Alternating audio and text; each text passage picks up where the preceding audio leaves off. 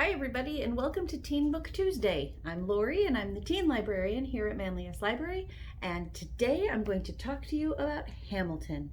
If you're one of the many people who has watched Hamilton pretty much on repeat since the beginning of July, today is the day for you because we have lots of books to feed your love of American history, musical theater, and Hamilton and Eliza.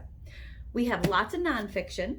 For example, Alexander Hamilton Revolutionary, The True Story of Hamilton, The Duel, a shorter version. This one's kind of cool. It takes Hamilton and Burr and it follows them parallel through the years, what they're doing right up until the moment of the duel. If the musical is your thing, we also have Hamilton the Revolution by Lin-Manuel Miranda. This is the story of the writing of the musical. And if it's the music in particular, we even have music books. So those are some of the nonfiction ones. We also have a really good selection of historical fiction in particular that will feed your love of Hamilton. And I'm going to start with Alex and Eliza by Melissa Dela Cruz. This is the story of Alex and Eliza, the story of the unlikely romance between America's first Treasury Secretary and a young woman from a socially connected family. It's fiction. It's told through the eyes of Eliza, and because there's not a lot known about her early years, there's a good deal of speculation. This is a mixture of what is known about this period in Hamilton's life and what might make a good story. Other personalities made familiar by the musical, such as John Laurens, the Marquis de Lafayette, make passing appearances in it. And amid the romantic fervor, readers get glimpses of the civic-minded woman that the historical Eliza became, and the insecurities about his origins that plagued the real Alexander Hamilton. This one ends on their wedding night, but it's the first in a trilogy, so you can keep right on reading through their whole story. And that's Alex and Eliza by Melissa Dela Cruz. Next we have Chains by Lorie Anderson. This one addresses the price of freedom both for a nation and for a person. It's told through the point of view of Isabel, who is telling the story of her life as a slave. She was sold with her 5-year-old sister to a loyalist family, even though the girls were supposed to be freed upon the death of their former owner. She has hopes of finding a way to freedom and becomes a spy for the rebels, but she quickly realizes that it's difficult to trust anyone. She chooses to find someone to help her, no matter which side he or she is on. When the unthinkable happens to her sister, Isabel realizes she has no choice but to do whatever she can to become free and to free her sister. This one has short chapters. They each begin with an historical quote. It's a fast-paced novel that shows the heartache and struggles of a country and a slave fighting for freedom. It's well-researched, and there's a great author's note at the end that gives insights into the issues surrounding the Revolutionary War, the fight for a nation's freedom, even though 20% of its people were in chains. It ends rather abruptly, but there's another one after it and another one after that, so you can keep right on reading Isabel's story. That's Chains by Lorie Anderson. Highly recommended, 5 stars. Next, we're back to Hamilton with Hamilton and Peggy by L.M. Eliot. Margarita Schuyler, called Peggy, is the youngest of the eldest trio of Schuyler girls.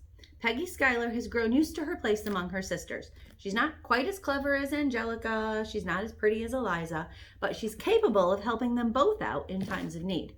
Peggy uses her razor-sharp wit and cleverness to make her mark on all of those whom she interacts, especially the young Alexander Hamilton. After an impassioned letter requesting her help in wooing middle sister Eliza, Peggy and Hamilton form a fast friendship that proves most pivotal in the outcome of the revolution. Too often, her family is in danger from loyalists and from would-be suitors, and Peggy must rely on her talents to save the people she loves, as well as the young America she really believes in. The story is drawn from extensive research on each of the characters through their letters, magazines, newspapers, and personal diaries. Peggy is deserving of much more than just "and Peggy," and she gets her due in this wonderful story. And finally, a brand new book, Rebel Spy by Veronica Rossi. Living under the thumb of her abusive stepfather, sea wreckage diver Franny Tasker finds a crafty way to escape after a boat trip in the Bahamas. shortly after her mother's death in the summer of 1776. A day of wrecking turns into a thunderous and violent night in which another ship sinks and a young woman drowns, giving Franny an opportunity to flee. Franny assumes the petticoats, gown, and life of the late Miss Emmeline Coates and boards the Ambrosia, tricking the crew into bringing her to New York. Little does she know that her subterfuge would lead to a new life of wealth and luxury and espionage and danger. Convinced by her reading of Thomas Paine's Common Sense while sailing to Manhattan, the heart of the American Revolution, Franny becomes a spy for the Patriots. As a lady with access to some of the Crown's highest officers, Franny gathers a wealth of information and passes it along to George Washington's network. Endangering her freedom, life, and reputation by serving as an asset to the Patriots, Franny risks it all. This one is inspired by a true story. Daring and courageous Franny, codename 355, does her bit for the American Revolution. So there you go. 4 novels to help your Hamilton obsession or your love of American history, or both, along nicely. Plus a bunch of nonfiction too.